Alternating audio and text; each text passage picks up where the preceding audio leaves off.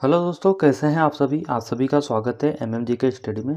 दोस्तों, आज की वीडियो में हम जीके जीएस के टॉप 25 क्वेश्चन देखने वाले हैं जो आपके हर तरीके के एग्जाम के लिए इंपॉर्टेंट होने वाले हैं। तो वीडियो को एंड तक जरूर देखिए और जो लोग चैनल पर नए हैं चैनल को सब्सक्राइब जरूर करिए।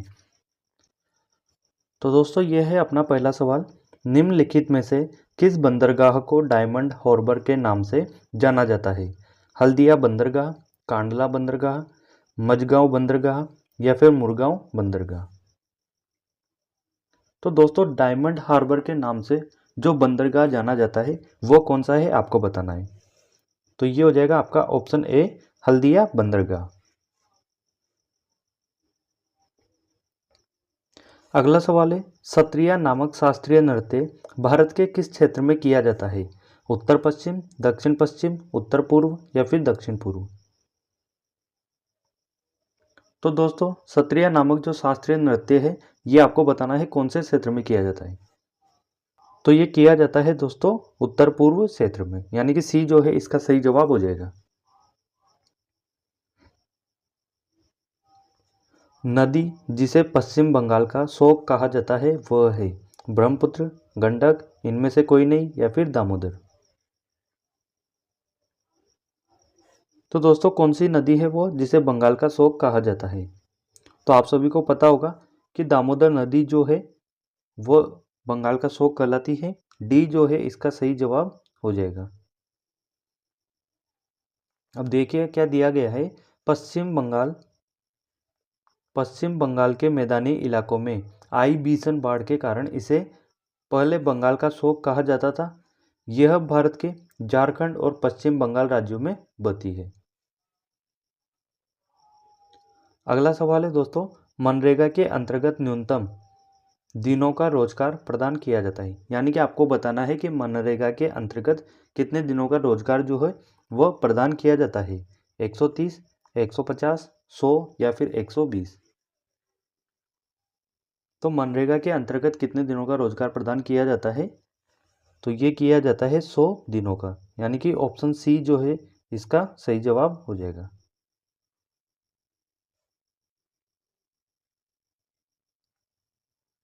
अगला सवाल है, किस स्थान पर हिंदुस्तान रिपब्लिक एसोसिएशन HRA ने अपना नाम Hindustan socialist Republic association HSRA के रूप में परिवर्तित किया था?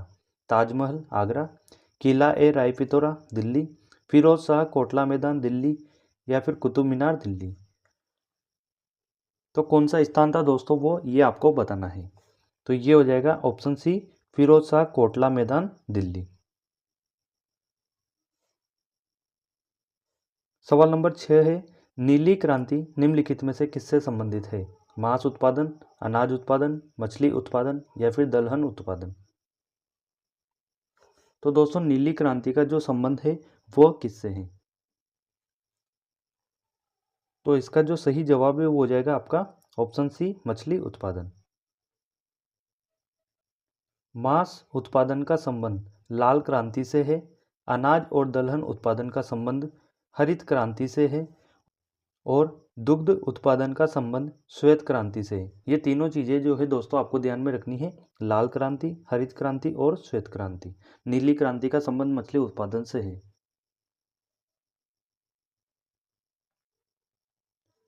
वाराणसी में सेंट्रल हिंदू कॉलेज की स्थापना किसने की थी? मदन मोहन मालवीय, भगवान दास, एनी बेसेंट या फिर काशीनाथ तेलंग। तो दोस्तों, सेंट्रल हिंदू कॉलेज वाराणसी, बताइए किसने करी थी इसकी स्थापना? तो ये करी थी दोस्तों एनी बेसेंट ने, यानी कि सी जो है इसका सही जवाब हो जाएगा।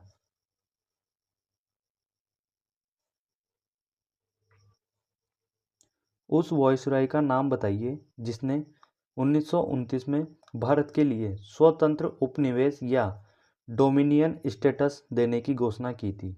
Lord Irwin, Charles Wood, Lord Darwin, Clement Attlee. तो क्या हो जाएगा दोस्तों इसका सही जवाब? Option A, Lord Irwin.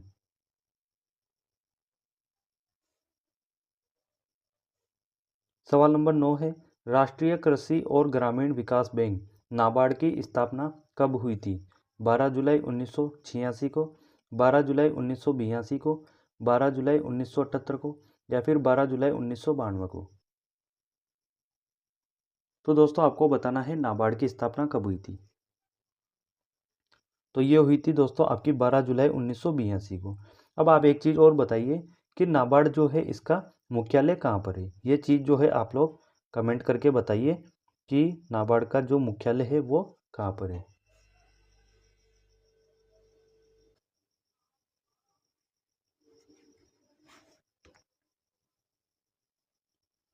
सवाल नंबर 10 है दोस्तों, निम्नलिखित में से कौन सा अनवीकरणीय नॉन रिन्यूएबल साधन है।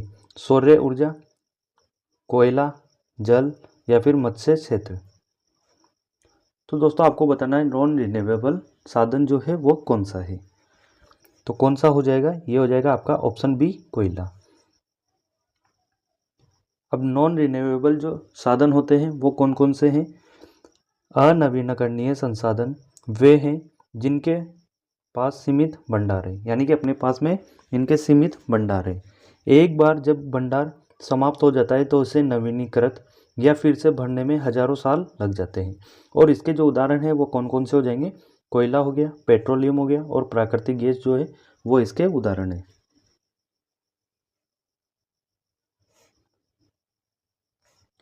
अगला सवाल है, भारत के किस भाग में हिमालय दक्षिण पश्चिम से उत्तर पश्चिम दिशा की ओर फैली है। त्रिपुरा, मेघालय, मिजोरम या फिर अरुणाचल प्रदेश। तो कौन सा क्षेत्र है दोस्तों, ये हो जाएगा आपका ऑप्शन डी अरुणाचल प्रदेश।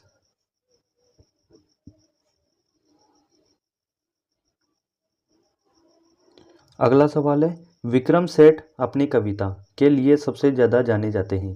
यानी कि विक्रम सेठ जो है कौन सी कविता के लिए सबसे ज़्यादा जाने जाते हैं। ऑप्शन ए है लॉन फॉक्स डांसिंग और the frog and the Nightingale, father returning home और एंटरप्राइज। तो दोस्तों आपको वो कविता बतानी है कौन सी है। तो ये हो जाएगी आपकी option be the frog and the Nightingale. अगला सवाल है, हॉर्नबिल त्यौहार जिसे त्योहारों का त्यौहार भी कहा जाता है भारत के किस राज्य में मनाया जाता है। नागालैंड, सिक्किम, आंध्र प्रदेश और जम्मू और कश्मीर। तो दोस्तों एक सवाल जो है वो आपके इस सवाल से कवर हो गया। कैसे, आपसे पूछ लिया जाए कि त्योहारों का त्यौहार किसे कहा जाता है, तो हॉर्नबिल त्यौहार जो है उसे कहा जाता है। अब चलिए इसका जवाब बताइए कि कौन से राज्य में मनाया जाता है। तो ये मनाया जाता है दोस्तों आपके नागालैंड में, यानी कि ए जो है इसका सही जवाब हो जाएगा। अब ये जो है कुछ त्यौहार दिए गए हैं, जैसे अरुणाचल प्रदेश है तो इसमें कौन कौन से त्यौहार होते हैं, रे, बुरी, बूट, मायोको, ड्री, पोंगटू, लोसार, मुरंग, सोलंग, मोपिन, मोनपा त्यौहार। ये सभी त्यौहार जो है अरुणाचल प्रदेश के हैं। उसी तरीके से मेघालय के कुछ त्यौहार दिए गए हैं, कर्नाटक के हैं, केरल के, नागालैंड के और सिक्किम के। ये सभी भी आप एक बार ज़रूर देख लीजिए।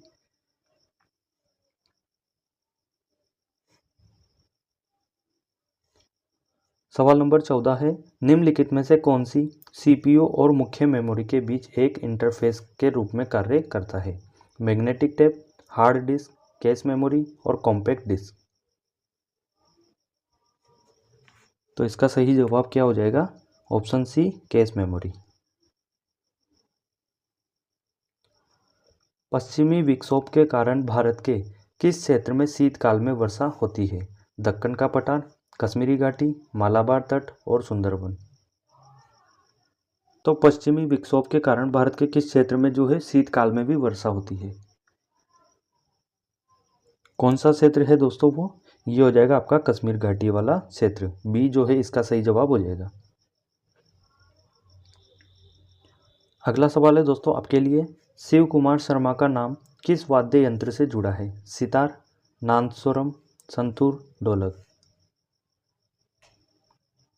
तो इसका जो सही जवाब है वो हो जाएगा आपका ऑप्शन सी संतूर।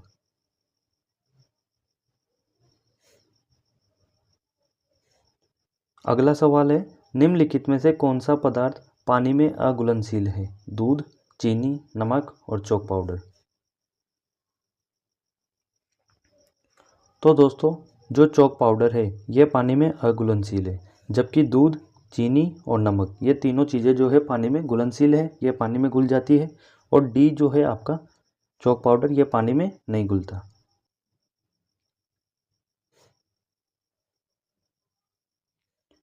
अगला सवाल है, भारत के किस बौद्ध स्थल पर गौतम बुद्ध ने सबसे पहले धर्म का प्रचार किया था? बोध गया, अजंता गुफाएं, कुशीनगर या फिर सारनाथ?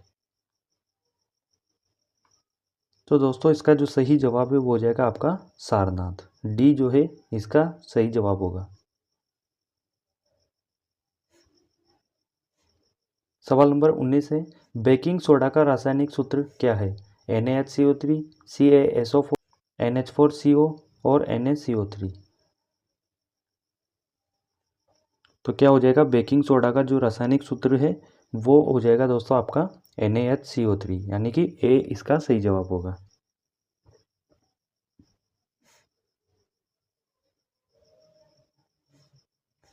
गुलाम वंश के शासक गयासुद्दीन बलबन 1565 से 1586 ईस्वी जो है इसका शासनकाल है, ने की उपाधि धारण की, यानी कि गयासुद्दीन बलबन जो है उसने किसकी उपाधि धारण की?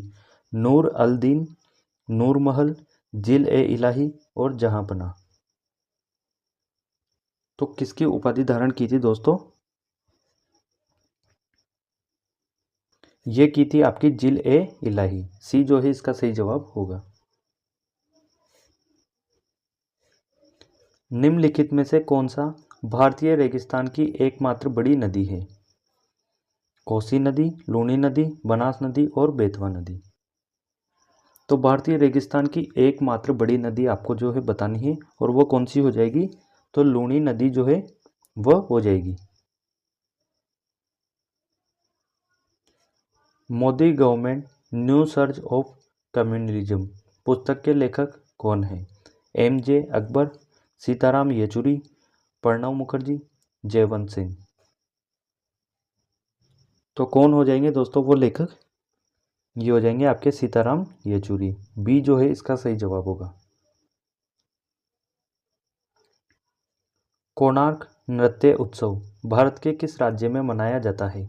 कर्नाटक, ओडिशा, झारखंड या फिर राजस्थान? तो कोणार्क नृत्य उत्सव जो है दोस्तों कहाँ पर मनाया जाता है? ये मनाया जाता है ओडिशा में। बी जो है इसका सही आंसर होगा। सवाल नंबर 24, चार मीनार कहाँ स्थित है? सिकंदराबाद, हैदराबाद, मुंबई या फिर पणजी? चार मीनार कहाँ पर है दोस्तों? तो ये है आपकी हैदराबाद में। आखिरी सवाल है अपना सवाल नंबर 25, भारत और श्रीलंका को विभाजित किया गया है?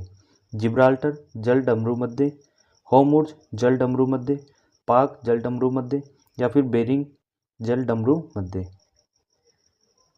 तो किससे विभाजित किया गया है भारत और श्रीलंका को? तो ये किया गया है दोस्तों पाक जल डमरू मध्य से। सी जो है इसका सही जवाब हो जाएगा। तो ये थे दोस्तों 25 इंपॉर्टेंट सवाल। इनमें से आपको जो सवाल है वो एग्जाम में देखने को मिलेंगे। तो 25 में से आपके कितने सवाल करेक्ट हुए हैं कमेंट करके बताएं।